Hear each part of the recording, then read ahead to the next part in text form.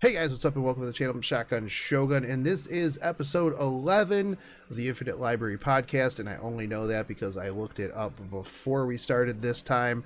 It is actually somewhat bi-weekly now, except that it depends on when we record it on Thursday or Friday, and then I go to sleep, or then it's Saturday, and then Snow doesn't ever respond, and so we start recording super late. So if we yawn at all, it's going to be because it's Snow's fault for waiting for a response. Let's be honest, we only watch your content because so we can count how many times you yawn, and I take a shot whenever you yawn. Do you do that like in the morning, or do you just watch it like in the evening after you get back from baristing? What's the verb for that? Baristing. Dealing with Karens. Oh, okay, well, I mean, I know that part, but is there like what's the verb?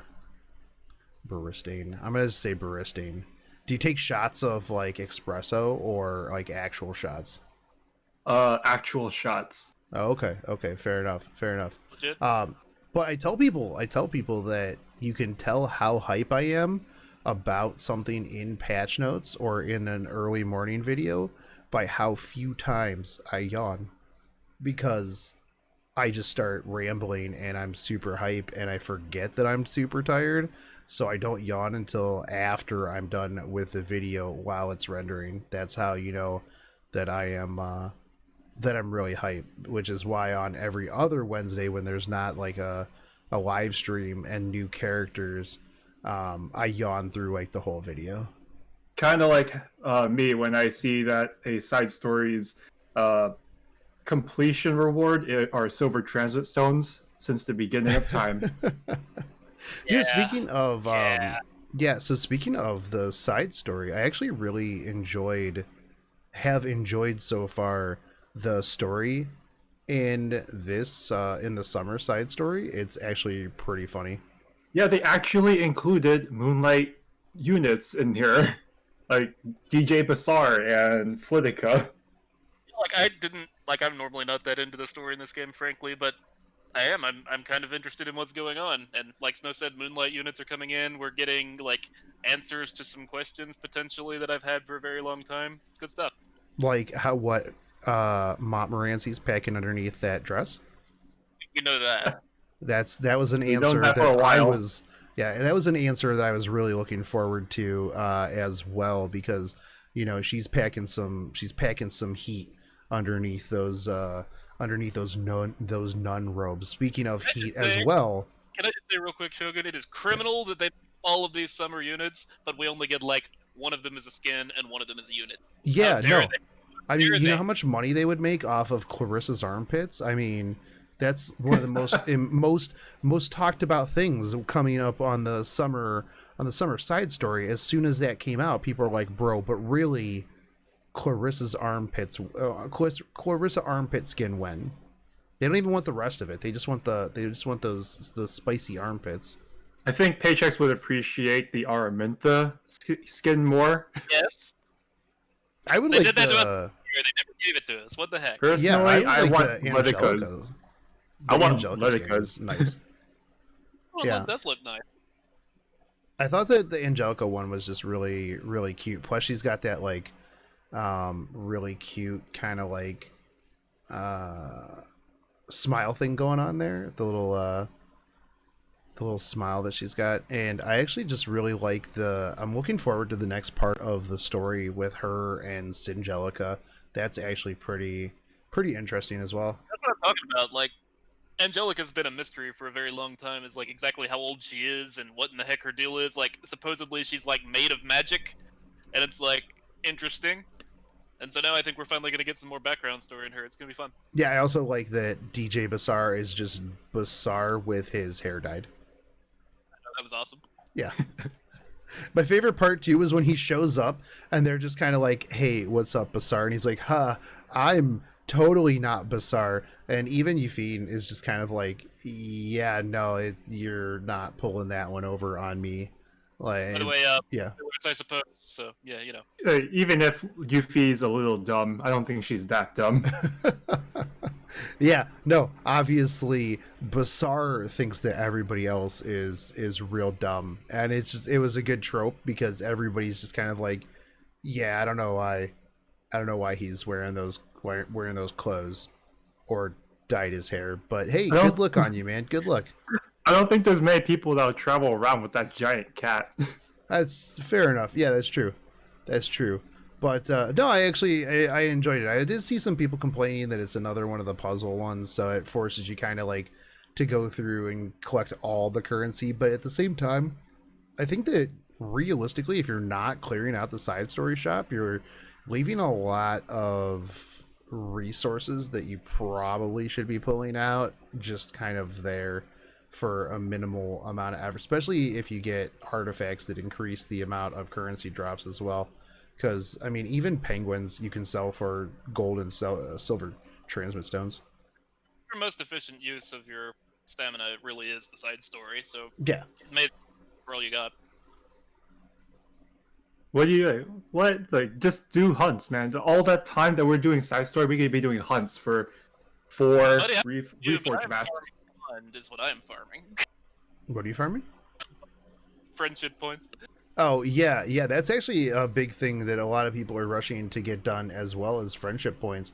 Myself somewhat included, but I need to get my gear a little bit more on point at the moment. But no, I've talked to a couple people that they're just like mass farming Levelin Harbor or just labyrinths in normal mode to just slam out friendship points as fast as possible because of the upcoming changes, which we still don't technically know anything enough about, in that when we get things to bond 10, friendship 10, whatever you want to call it, we potentially get 3 Molagora's worth of friendship points. And I think what it's going to end up being, because I was kind of thinking about it, and it's like some S1s, because the way they made it look was you could use it on just the S1. That was how it was in the video. But the more I thought about it, I'm like, well, some S1s don't have as many points as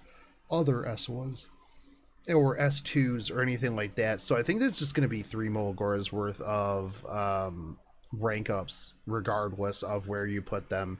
So it's potential that you could just, if like one requires like, let's say 3 Molagora's and it's like 3 friendship points, maybe you could do that, but I think it's just going to be 3 for the base levels of things.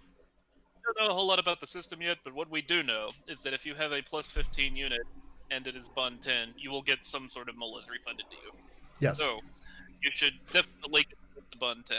We don't know the rest. Like, I don't know if you're going to get any if you've got some at plus 12. You know, like we don't know how that works. But we do know that plus 15, bond 10, you will get stuff.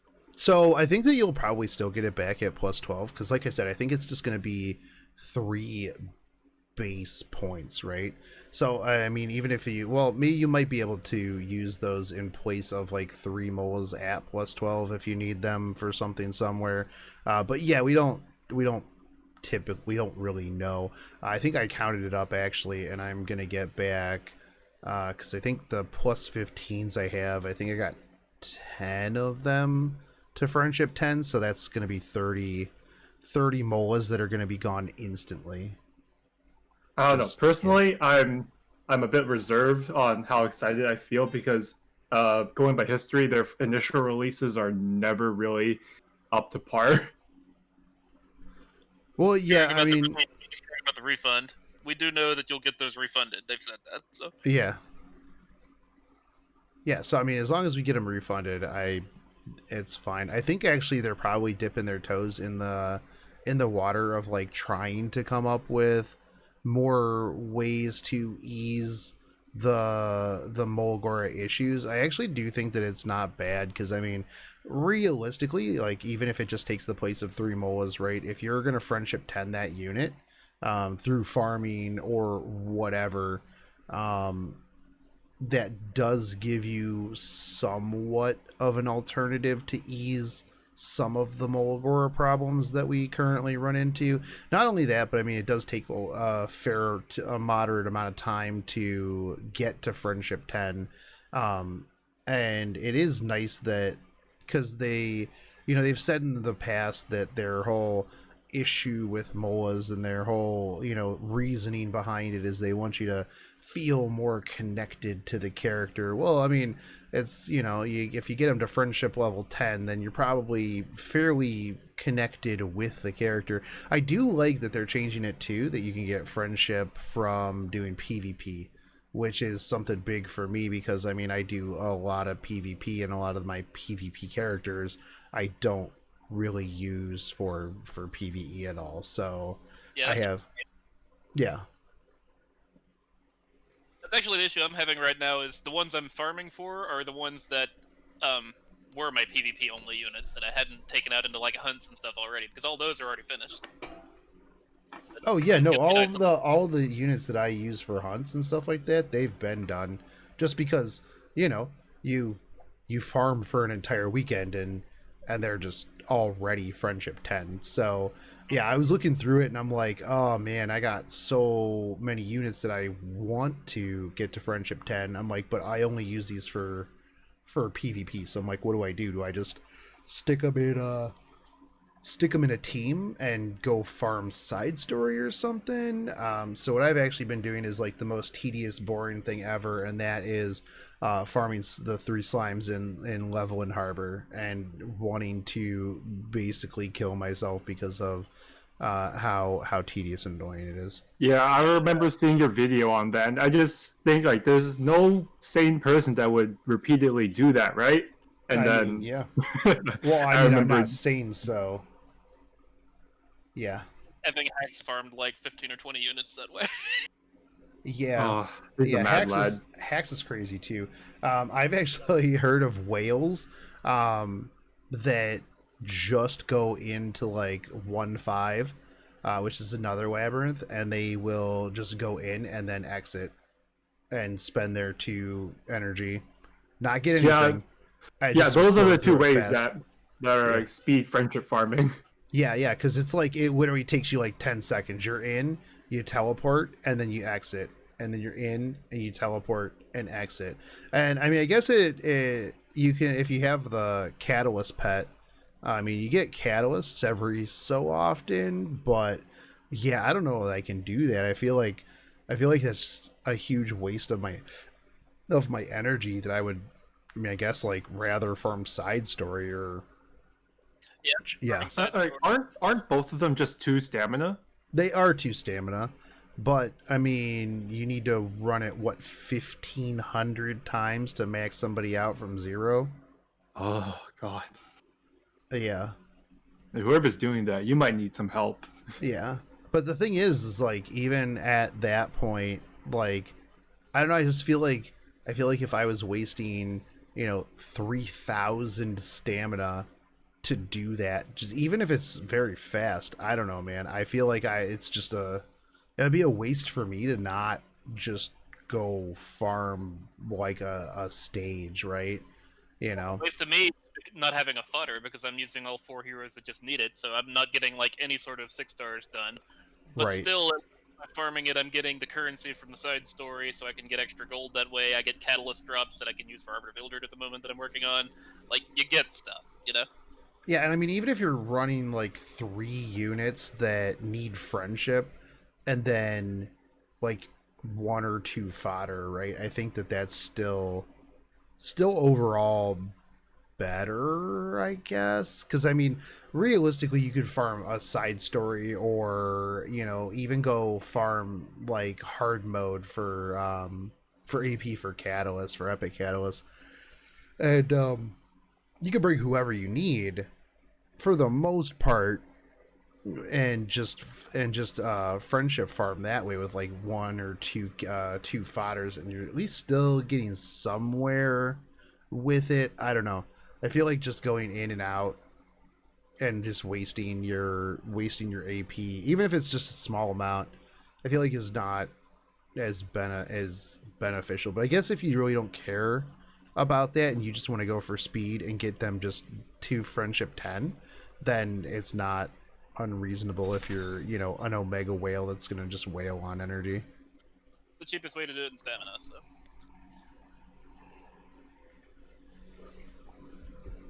But yeah, no, I'm excited to get back those Molagoras that are going to last me all of about 30 seconds before I put them into other units.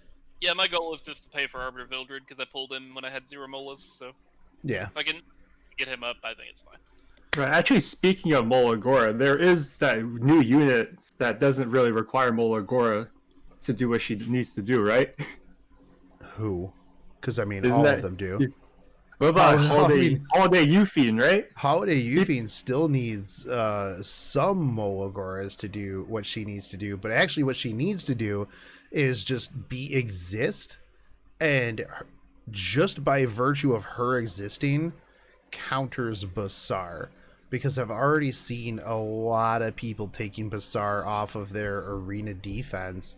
And I actually saw a thread on this the other day, is that people were talking about how she is garbage because well, I mean, they call everything garbage to start with, but regardless, they called her garbage because they're like, she counters Basar, but if she counters Basar, then people will just stop using Basar, and then she'll get benched. And the justification there was she's still doing her job just by existing, because if everybody benches their Euphine and then Basar comes back into the limelight, then Euphine's going to come back and then push Basar right back out. So it's like a symbiotic relationship where either neither of them's on the bench or both of them's on the bench. But personally, I think that she can work on other teams besides countering Basar, but you know, it's never good enough for the internet because she doesn't also one-shot everything with her burns. I think there's something like her burn damage is actually really crazy, right? It's not bad if you build her right. I actually went up against one the other night, yesterday night in Guild Wars, and I was actually really surprised by the amount of burn damage that I took. It was actually pretty high. And so I've also heard tales of some of the higher, like, top 20 guilds using her on Guild Wars defense to quite a bit of success.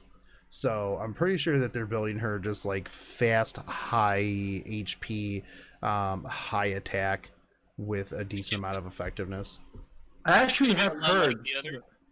Like all the other units that come out that everybody says it's crap at first because they don't know how to play this game, and then somebody smart's going to find out how to use her, and they do learn how to play this game, and it's fine. But like Shogun was saying, just the sheer fact that she exists and counters Basar, like, that is enough of a strength. Like, she's good just by doing that. People don't realize, like, how oppressive Basar has been in the meta. Like, there's a reason that people in Legend pretty much always ban him. I think I have seen some stories where it's the slower Basars are coming into play so that they let the Yuffie go and then he'll go after, but I haven't seen a whole lot of slow Basars. Yeah, so actually that was something that really ruined my auto arena comp, was slower Basars, because I had a Tywin Elena team, and if the Basar went after my Elena, I was completely screwed. I was like, what do I do now? Because if I don't put up the S3, then whatever comes after him is going to kill me. And if I do put it up, he's just going to strip it anyways. So it was actually pretty rough. Like, when people were running like 200 speed Basars, it screwed me up so bad, and I can see that becoming a thing now. You just build a bigger, heftier, tankier Basar to just come through after the Yuffine, and so she doesn't have greater attack buff. She is, waiting for her turn to come back around, and at that point you've stripped whatever immunity they have off of them, and then you have your two cleavers or your damage dealers right after that, right after the Basar. It'll be interesting because this is kind of like the FCC deal, because depending on the speed of your FCC, it like totally messes up somebody's Elena comp or doesn't. And there's lots of other units in the game like that too. So I think she's gonna, like, her existence is gonna turn Basar into that. Like, you're not gonna know if he's gonna be a very, very fast Basar to go first, or you're not gonna know if he's gonna be one of those tank to go second. You're gonna have to kind of strategize around that. Oh yeah, no, for sure, completely agree with you, and I think that that's one of the big interesting things with Holiday Yufine coming in and Basar still being around is that whole kind of change in the way that they work with each other and symbiotically. And you're right. I do think that it's going to take a little bit of time for some people to figure out where she works well with. Talking to Cafe Kaz, he had indicated that he thinks that she is going to be very good with, with a team with like Mui and some other debuffers and control units so that she can come in, she can put burns on, she can stack burns. You also have the stun chance with her artifact, which I'm going to actually put onto I'm going to put that on Muchacha, and I'm also going to have him at like 280 speed, and he's just going to zoom around and bonk people with it. That's actually what I'm planning on. But I also think that her artifact is good for the likes of, a Mui, something like that. I don't think it's very good on many other warriors, and I think a lot of, myself included, is very, very hype about it, but it is a very niche artifact. But I know, Paychecks, you were talking about how, with artifacts in this game, you never know what they're going to release next week, that this artifact might now be the most OP thing that's ever existed on this unit that they just put out. So yeah, it'll be interesting to see if we get more warriors with like AoES ones or something along those lines that will make the Champion Cup championship trophy more OP. Even if you think the artifact is garbage, get one. Get one and wait. Yeah, no, that's assuming you can even get it before hitting SSS Hufi. That's true, and that's like another thing that I think that they need to really. That's the next thing I think they need to work on, is the whole limited artifact issue. Remember the horror show on like SSB, but zero drinks? Yeah. Damn. Well, I mean, I already know people that have, went to Triple S Yufine without an artifact, and they're pretty upset about it. I had to pull, when I was trying to pull for a second copy of Drink, just because I have my first one maxed, I went to Double S SSB before I got even my first copy, because I was just going to pull one copy, and I was going to see how many copies I could get, but then after a while I was like, I'm just literally going to pull one copy, and then that's it. I'll just bottle the rest of it. And I think that not having some sort of limited artifact pity is like unrealistic. Like, honestly, if you get to 121, you should get the character and the artifact. Like, that's just how that is. Like, if you get to, and it could have two pity counters, right? Like, you could have 121 for both of them. So if it takes you all the way to 121 the first time and you don't get either one, you just would get it. But let's say you get the artifact, it would reset your artifact pity counter. Let's say you get the character, it would reset your character pity counter. And I think that honestly having two pity counters there would be much more beneficial, just because of the fact that now you have 2 times the chance to bait a person into buying packs after they're almost close enough. Like, even if you got a Yufine or 2, right? Like, if you're somewhat close to the pity counter on like your next artifact or even your first artifact, you're gonna go buy a pack, and you're gonna or you're gonna farm or refresh the shop, whatever you have to do in order to finish that out. And I think that would just be better, because getting a triple S character and not the limited artifact is absolute garbage. I'm definitely not averse to like a pity counter for the artifact and the character, but by that same token, it kind of says something's very off about the summon rates, doesn't it? Well, I mean, the summon rates are the summon rates, right? So it's like, when the worst thing though is when you do pull the artifact and it's like a spook artifact. It's Doctor's Bag. That's, I think, the worst thing, right?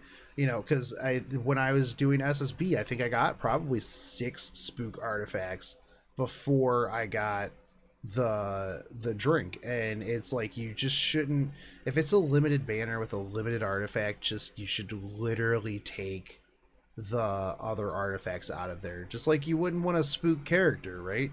I mean, you wouldn't want to spook actually, I wouldn't mind spook 5 stars on the way to pity if I could get them, but that's a whole other thing, because I like, want imprints. But regardless, getting multiple spook artifacts is just unacceptable with no pity counter. There are only several spook artifacts that are welcome, like Alexa's basket being one of them. I think honestly, they're hesitant to do that because they make a lot of money from the artifact gacha, probably, right? I think maybe something that might be good to do instead of just like putting everything on the pity system is just make it to where there is a one-time thing you can purchase in the shop or some way that it is the artifact for that banner, and the cost is that hero. So like if you go to pity twice, your second time you can use that Yuffie and you can buy the artifact one time. If you get lucky earlier. Yeah, I think though that I don't know that they make a lot of money off of people chasing the artifact all the time. And how did you roll on that Luna banner? What's that? I don't know, man. How much did you roll on that Luna banner? Okay, but I'm a whale. That's not really that. You're not making that much money off of whales. I think you'd make more money off of dolphins that are closer to the pity counter. Honestly, like, I think that psychologically you would make more money off of your average player if they were close to the pity counter, because there's a lot of people that are just going to give up. They're just going to be like, oh well, I guess I didn't get it. I got the character, so that's good enough for me, and they're not going to get it. Whereas, like, if they were somewhat close, they had that glimmer of hope that, oh well, if I do 20 more pulls or whatever, I'm guaranteed this, at least one artifact. I mean, chances are that even if there's a pity counter, you're still going to have whales go to get the maxed amount, and it's like, oh, okay, so instead of making $2,000, you only made $1,500 off of me this time, and I'm less jaded than on the next banner. So I mean, whales are still going to whale, right? That doesn't matter whatsoever. Honestly, I think that a lot of times, I would be more apt to spend more money than I'm currently spending, instead of just going, oh, thank God I got one of them, I'm going to quit and just bottle the rest of them, I guess. If I knew that I didn't have to bottle them, I would be more apt to just go, well, guess I'm just going to keep pulling to the next pity artifact, instead of, like with SSB, going, oh, I've got one, I'm literally done. I don't know, maybe. But companies are also very, very hesitant to change things that work, and it's clearly working for them. Like, gacha is a predatory practice. Yeah, I don't know though. I mean, literally one of the biggest arguments with limited banners is the artifact. I mean, it's one of I've literally, there's people that are on the borderline of quitting because this is like the third limited artifact in a row that they haven't gotten without getting multiple copies of the character. Oh, agree. I'm not saying they shouldn't do something about it. I'm saying it's going to be hard to convince them, because last time to convince them to put in a pity caused like a huge blowout in Korea. Like, you get a huge blowout in Korea and people like really actually exiting the game in droves. I guarantee you they'll fix their summon system, but it's hard to make them. We got the pity system before the KR explosion. We got the pity system with Luna. Like, that's right. Yeah. With all the people with Luna that rolled too many or didn't roll her. Yeah, and the only thing that KR complained about was that they were like, oh, we didn't get pity when we had to roll Luna, and then they were like, oh, well, here's Luna with a pity system. I don't think they actually gave the KR people anything. They gave them Lunas if they went past the pity counter. Yeah, they did. They gave them Luna copies in their mailbox. Oh.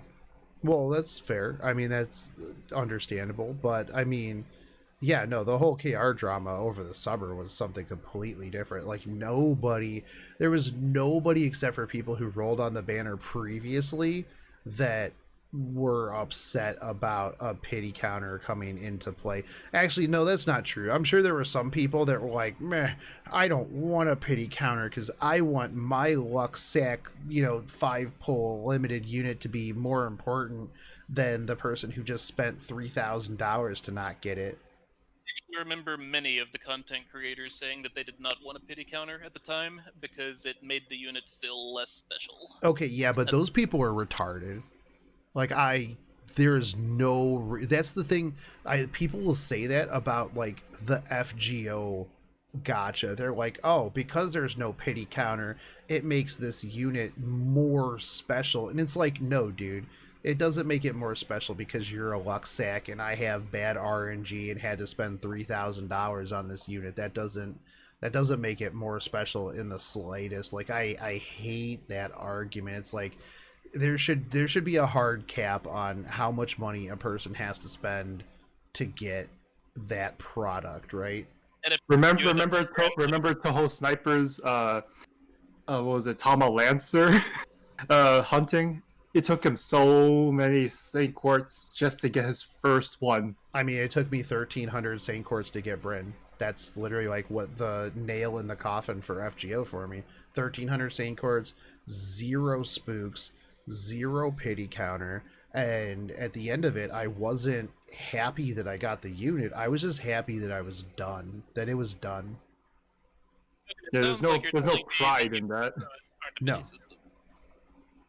Yeah, so that's why, like, anymore, I think that if a gacha game does not have like a reasonable pity system, like I would never play another game that doesn't have some sort of like step up banner or some sort of pity system. Like, like Arknights, where if you start pulling so much that the rates get a little bit better every time you pull, although they don't have, it's not a guarantee on the rate up unit, it's just hey, we'll give you a 6-star.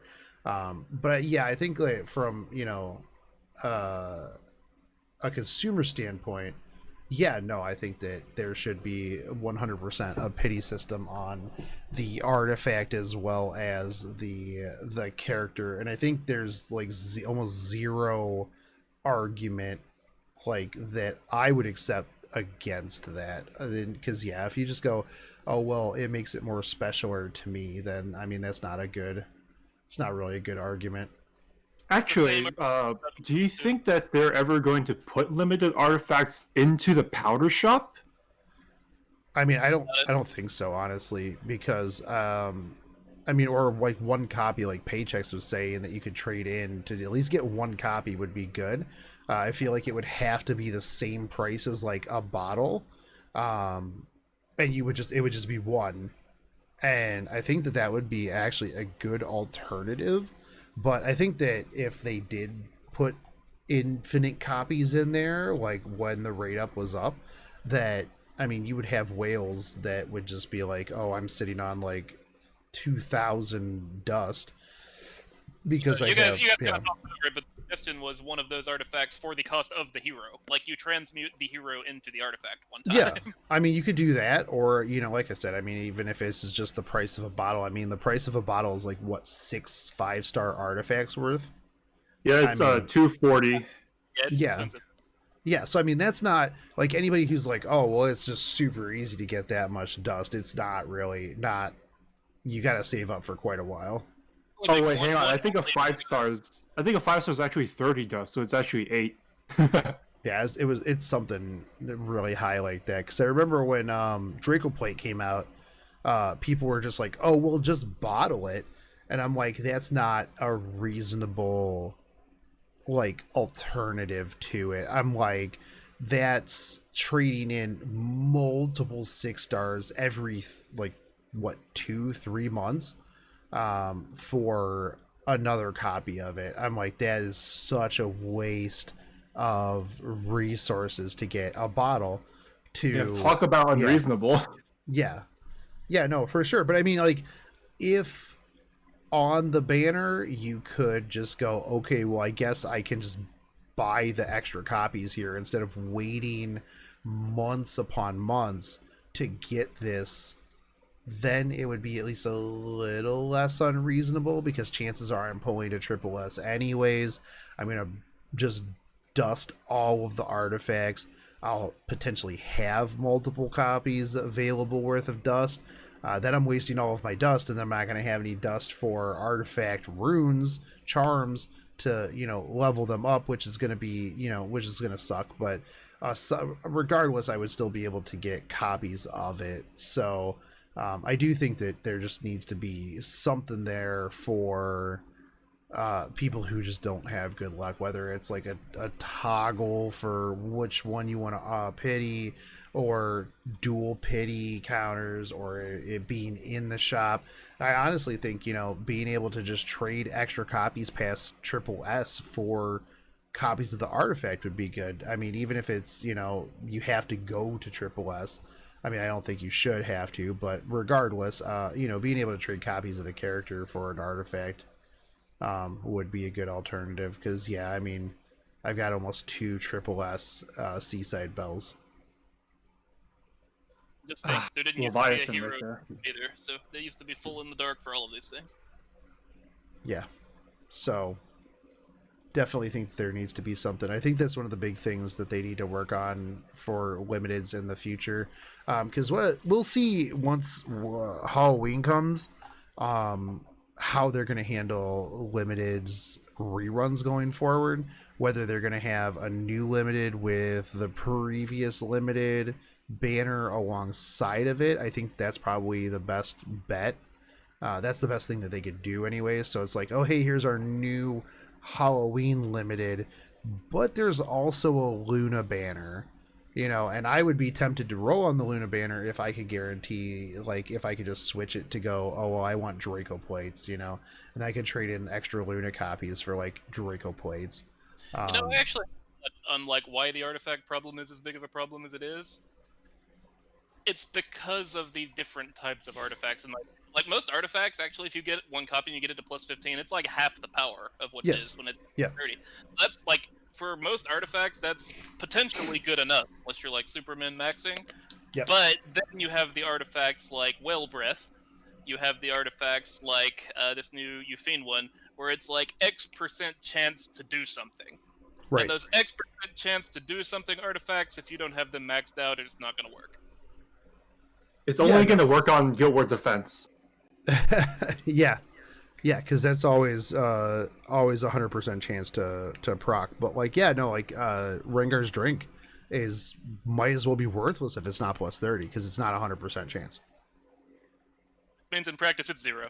Yeah, I mean, Draco Plate you can still get away with like plus 15, right? Because it's just adding crit chance or crit damage and crit damage reduction. Now, obviously, it's way better at plus 30, but you can get away with plus 15 on it. But yeah, no, you're right. Spirit's Breath, Yephine's artifact, Elfelt's artifact, a lot of these limited artifacts, you're with the percent chance, yeah, at plus 30, they're just exponentially better than they are at plus 15. Now, things like, you know, like Touch of Rekos, stuff like that, are good enough at plus 15. Yeah, you're right. Obviously, they're better at plus 30, but yeah, no, a lot of the limited artifacts, it's like you got to go full ham or just don't even bother. I think there's like one artifact that's the exception where you don't need to like have multiple copies of it. You could, or just one copy like to plus 30, but multiple. That's Abyssal Crown, but that's like a whole other can of worms. Well, yeah, Abyssal Crown is like one of the most busted artifacts in the game. That actually, you know, hot take, Bassar's really not that bad. It's Abyssal Crown that makes him an absolute piece of trash. Really nerf artifacts more than they do, in my opinion. Yeah, like I can deal with Bassar if he doesn't have Abyssal Crown. Tywin deals with Bassar like with no Abyssal Crown just fine. It's when you get that Abyssal Crown stun that's going to quad stun your team on both his S3 and his S2 100% of the time, regardless of you cleansing. that is the actual problem. So what did they do? They went ahead and made an abyssal crown for warriors, which is I don't know. Yeah. It's Whoever like, came up with that idea got a raise. yeah, it's probably the same person who came up with the original Champ Zerato changes. It's not a nerf, it's a fix. I mean, Press X to doubt. realistically, so, you know, like, I understand why they're doing that, because there's no reasonable reason why your Champ Zerato with 0 effectiveness should be able to transfer a provoke defense break onto my 200 effect resist Ruel.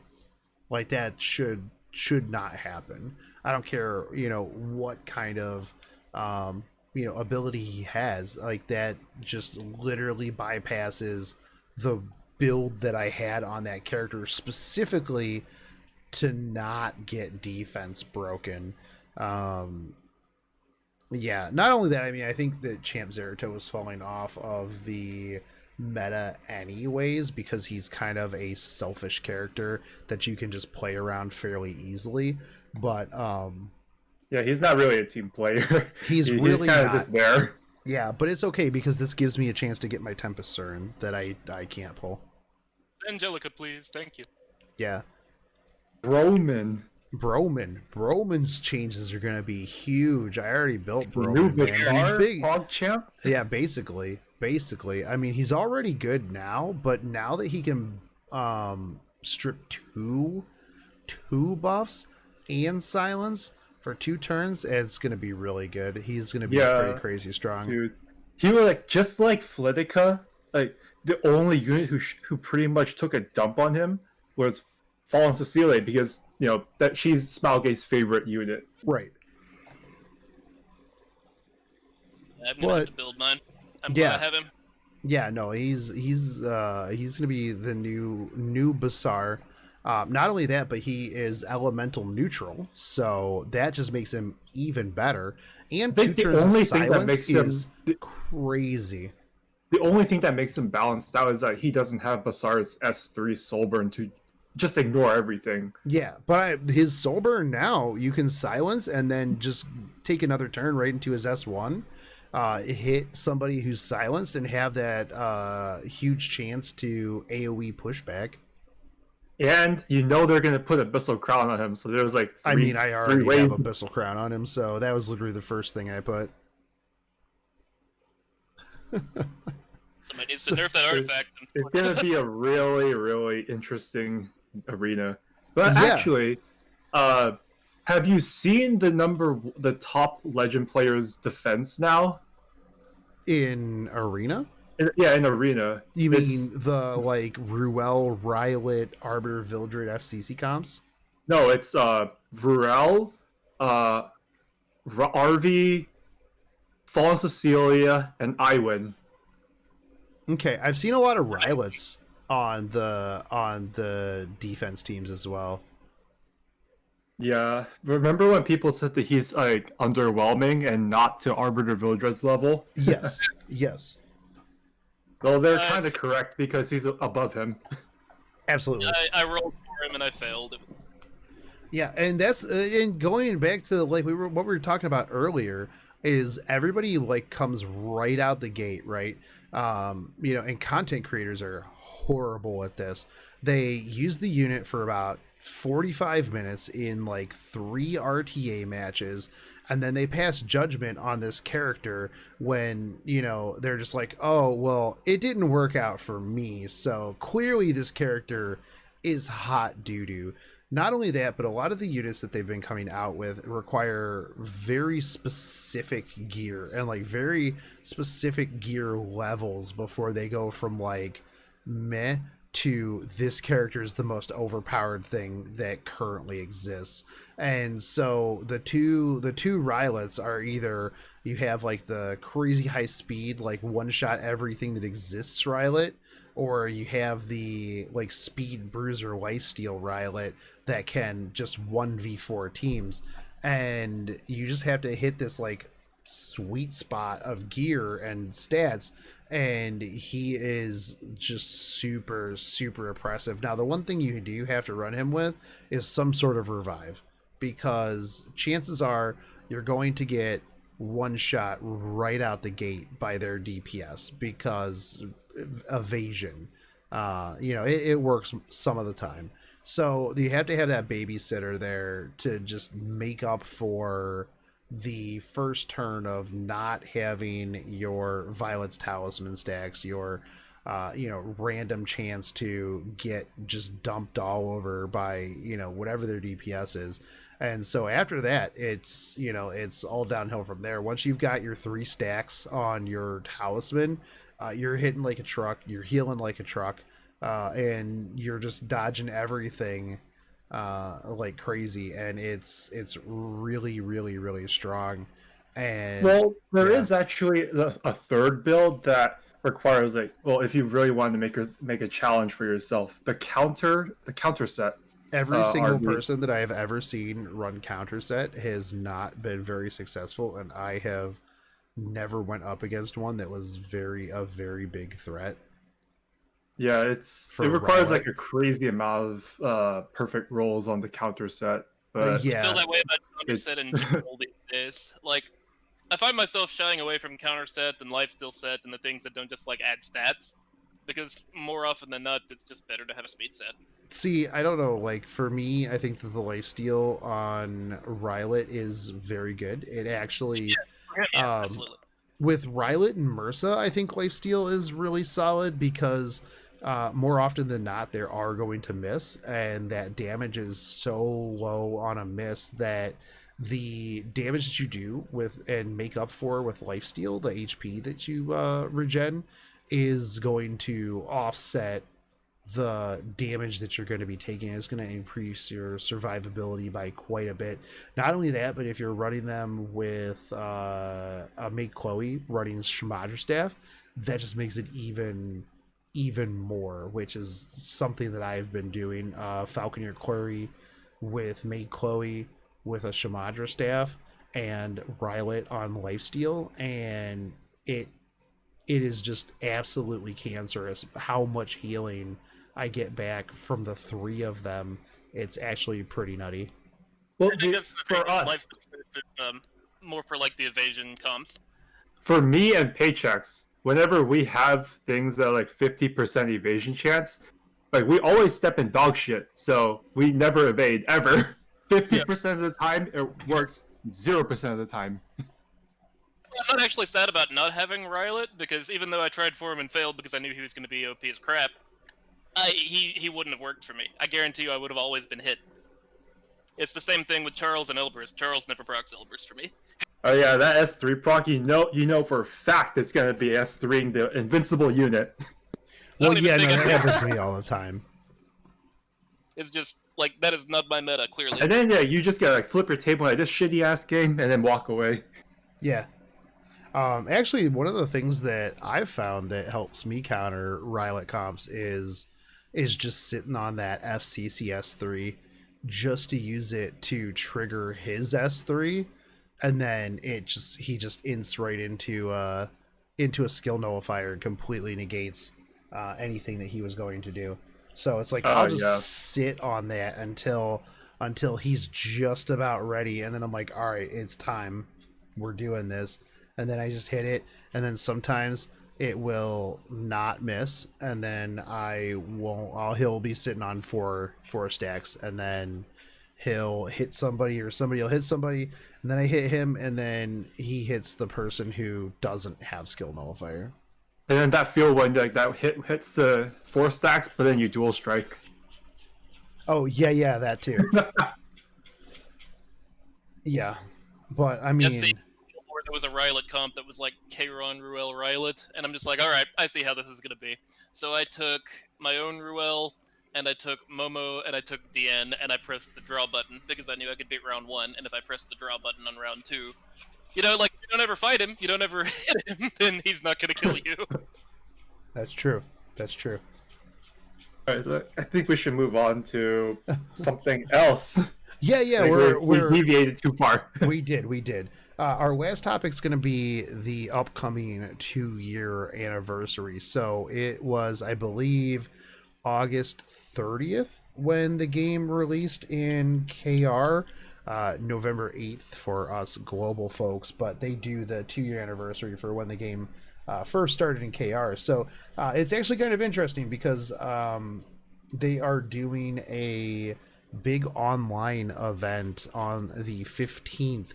It's going to be like a day-long online live stream, and I know we were talking about it, and I hope that their production value is a little bit higher than some of their Thursday live streams. I'm hoping that they're not doing this event from like Mashu's apartment with New bouncing on a yoga ball.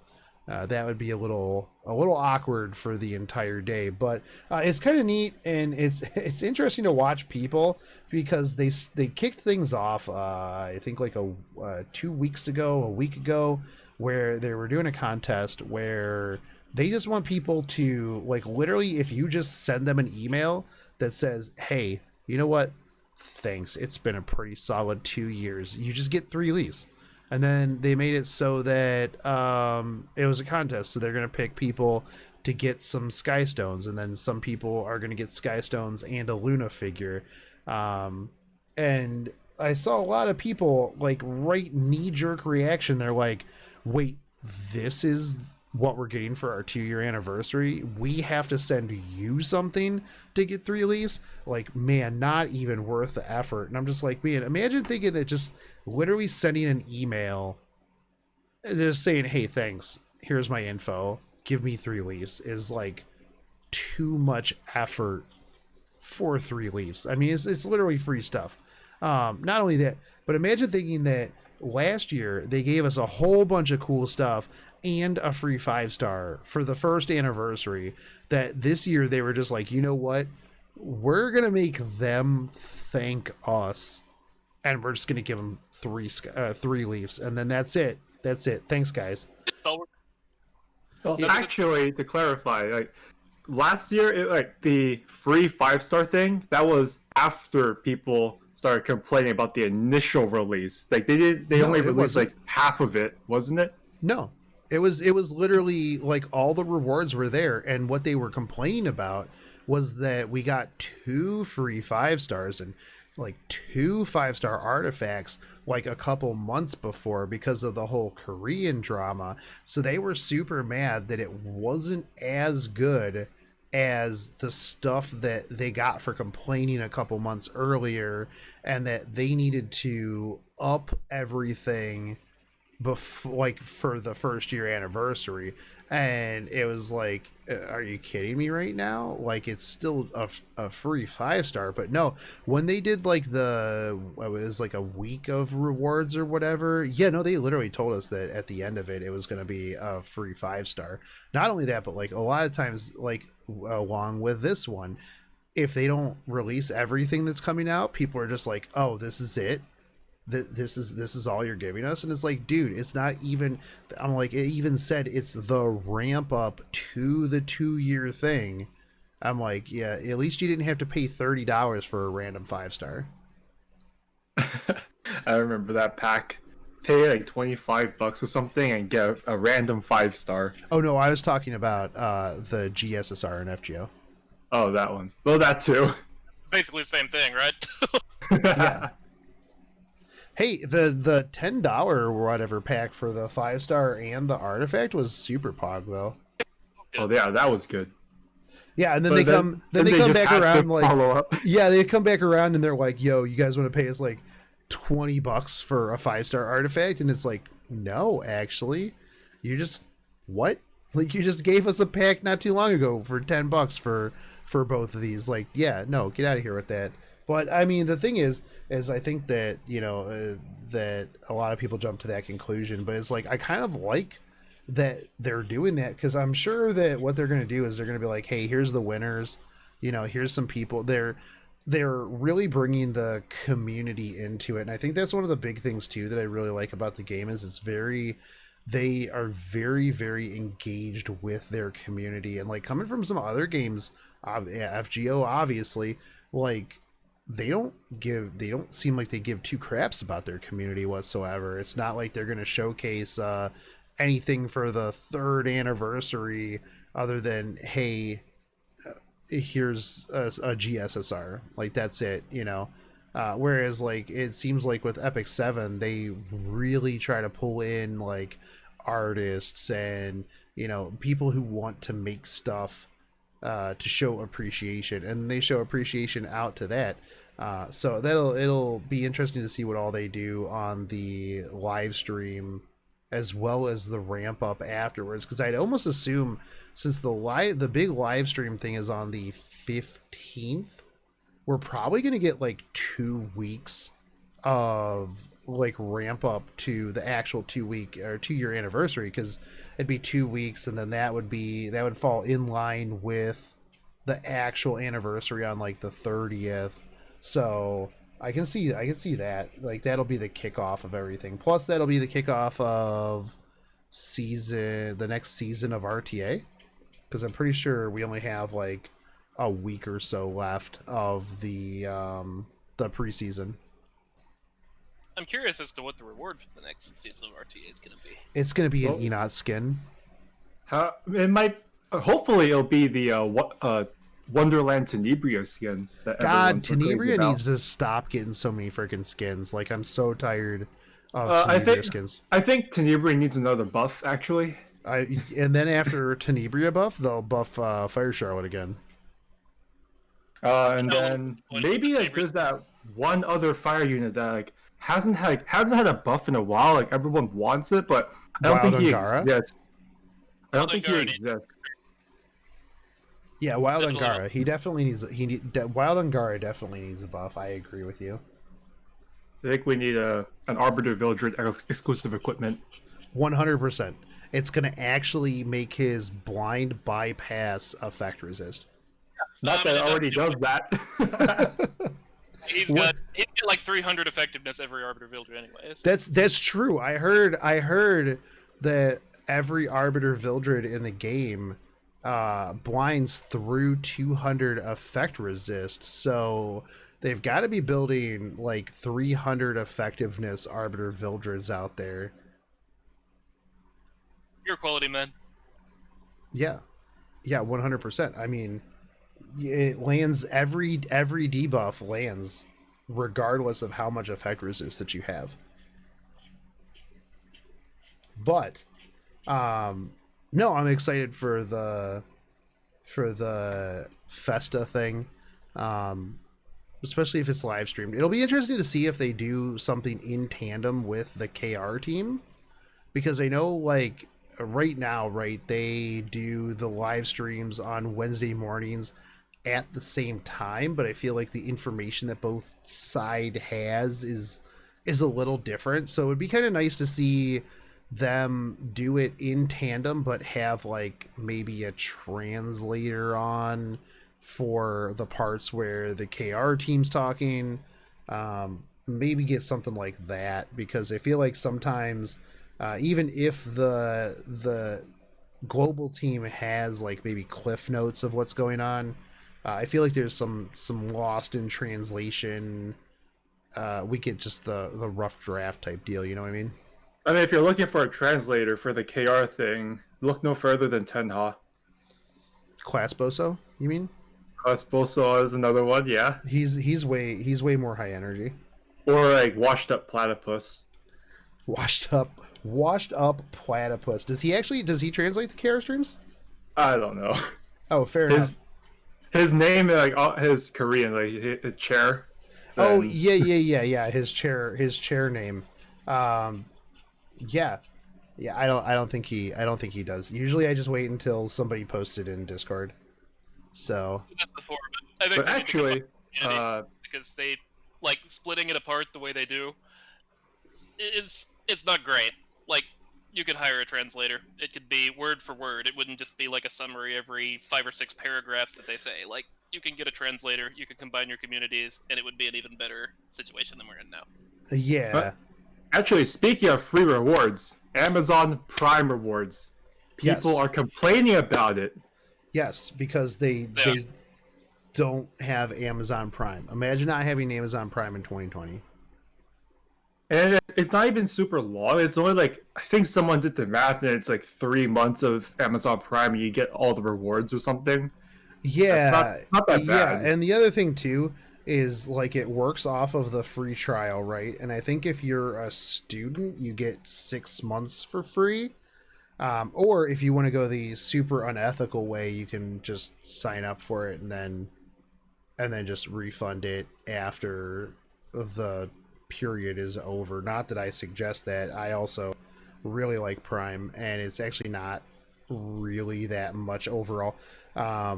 I understand, like, the thing that kind of gets me, and I understand, like, the thing that people complain about is, like, if their country literally does not have Amazon Prime. Like, if Yeah, that's there's the only downside. zero benefit to them, like, getting a VPN, signing up for American Amazon Prime. I think I pay, like, $120 a year. But I also get Amazon packages, like, every other day because they can just bring me pork rinds and everything to my house, and I have to go, do I want to drive to the store, or can I just wait until tomorrow to get this? Most of the time I will just wait until tomorrow to get it. But I think that it's interesting, and I like it. I mean, I have Amazon Prime, and it's kind of a nice thing. I know a lot of people are complaining about it, but it's like a lot of other games do it as well. Not only that, but if you get Amazon Prime, you get Twitch Prime, which means that you can go to my Twitch channel and then you can sign up. You can subscribe to me with Twitch Prime. I was actually told that I should have done that in the patch notes video where I talked about it, and that I had missed a chance to get people to come subscribe to my channel with their free Shameless shill. Shameless shill. But I Come- respect it. It's okay, Shogun. This one's gonna get thousands and thousands of views because you mentioned Amazon, and all of the Jeff Bezos haters will flood your comment section, so it'll be fine. That's fine. That's fine. But I do think that it's Shotgun, who gun, no more. That's right. I do think that it's kind of interesting that they're pairing up with that to get the rewards. We could see more of that in the future. It does also show that they are getting a little bit more clout to be able to kind of work with bigger companies, I guess, so we'll see what comes down the pipes. I mean, it sucks if you're free to play and you can't get Amazon Prime in your country, but for those of us who do have Amazon Prime, it's just a nice little extra thing. And realistically, like I said, if you want to look at it a certain way, look at it as just like a pack that also comes with Real life benefits. with real life benefits, and Amazon Prime, like video, Twitch Prime, where you get, and the other thing too is you get free stuff in a bunch of other games as well. It's not just Epic 7 if you get Twitch Prime or you get Amazon Prime. It's a lot. Yeah, I get emails and stuff, and like log in, and Twitch is always like, "Hey, do you want this free stuff for this other game?" And I'm like, "No, I'm not gonna play that game. So why do I care? Give me my Google points too." But speaking of, if you guys are on Android, go make sure that you sign up for Google Play points, and then you check in and you get your perks, because you'll get free Skystones and coupons and stuff like that. I actually got 500 Google Play points on my check-in today. It was pretty ridiculous, actually.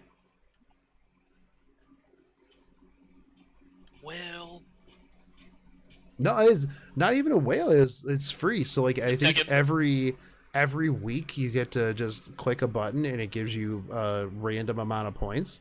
And I was doing it today, and it was just like, here's 500 points, which actually is the equivalent of 300 plus Skystones just for clicking a button. So yeah. Plus, if you there's every now and then where you get 4 times the points for every dollar you spend. Or so something. I think at platinum level, which I'm obviously at, I get, on normal days I get 1.4 points for every dollar. But yeah, no, there's times where it's like 2 times points, 3 times points, 4 times points, and if you are spending on the game, it's good to just kind of hold out until they have that, which is it's fairly regular that they do those deals. Last month it was on the first of the month and it was 4 times points, and I'm just like, oh buddy, it is time to buy my entire month's worth of packs today. It's only Leafs, let's be honest. It's only 100% just only Leafs, and then charms, and then we're not going to talk about what all I buy on a monthly basis. The third Mola pack is definitely going to be coming. Dude, I can't wait. It'll fix all the problems, every problem. Every Mola problem solved. Just You got the three Mola packs, and then you got the new special growth packs.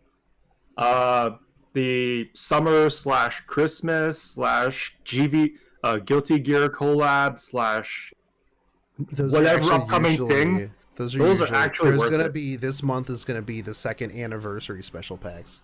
Oh yeah, the anniversary pack. I would guarantee it. Then you have to buy the new rank up packs. Dude, that's just free Skystones sitting there. Just free stones, yeah, just sitting there, dude. Just free Skystones. Like if you're free to play, unless you're free to play, like I can't condone not buying it, because like who isn't level 65 right now? Get the free 7,000 plus Skystones. Yeah. Oh, it did expire. Yeah, the one did expire. I mean, they probably already got it anyways, right? Yeah. I mean, who would pass that deal up? Like that's actually something we should probably address here at the very end. Is like those are the type of prices and packs that I see, and like my default impulse was to buy. Normally, when I look at their pack, I'm like, should I get this? Can I get this? I don't know. But no, that one was like the default impulse was to buy. You don't buy the dust packs? Of course, yeah, no, I don't. But like, if Shogun's the type to buy the artifact charm pack. Like, if they would price their thing more like that, I think they would make a lot more money, frankly.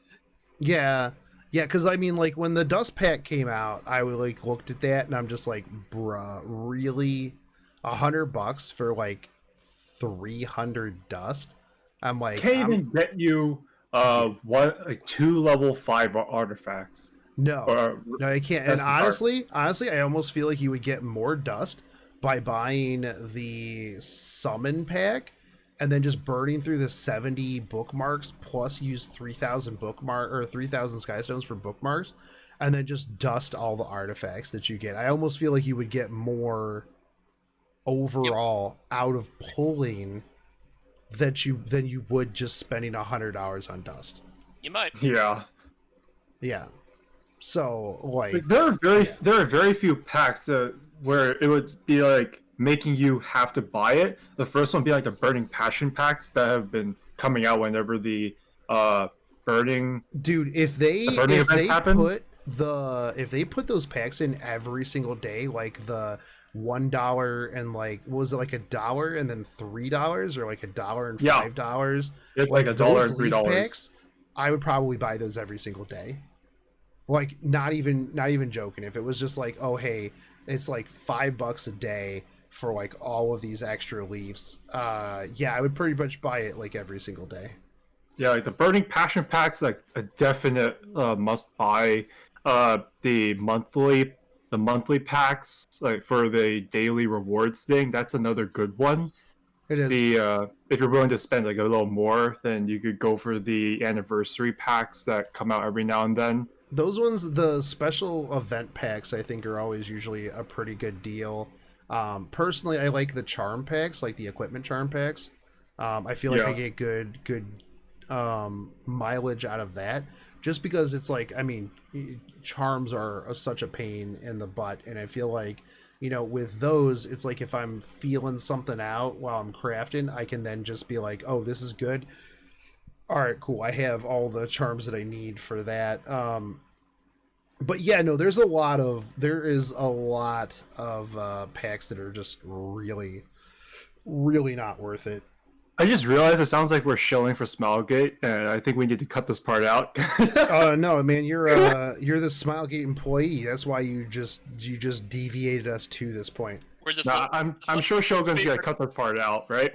No, I'm not. Absolutely not. And I'm gonna probably get a whole bunch of thumbs downs about how I'm a Smilegate White Knight shill, Shogun. But no, we have been talking for a while, so we are gonna finish this up so that I can go to sleep because it is 2:40 in the morning. Because snow delays. Not to my fault. Not to my fault. It's your fault. It's 100% is your Let's be fault. honest. You're gonna stay up until this late, anyways, farming. Shut up. Anyways, anything else to say before we cut out of here? Shogun is gonna finish top 100. All right. We are. Yeah, we're ranked 69. We're ranked right 69 right now, which is really nice. We're gonna stay here. Nice. Game fit. If you're in the guild and you don't do well, I'm a boot you. That's right. Dang, That's look right. at dark paychecks. That's cool. That's right. We'll just demote Ame. But anyways, guys, that's it for us this week. We'll be back in 2 weeks, most likely. I'm Shogun. That's Paychecks. That's Snow, who changed his creepy PFP. It's not creepy. Oh my god, like, leave me alone. Virtual YouTuber Snow. But anyways, that's it for us, guys. As always, if you do like this content, like, fave, subscribe, follow Snow on MySpace, Tinder, Grindr, Tumblr. That is actually crazy. All right, I'll catch you guys later. Take it easy, homies. Peace.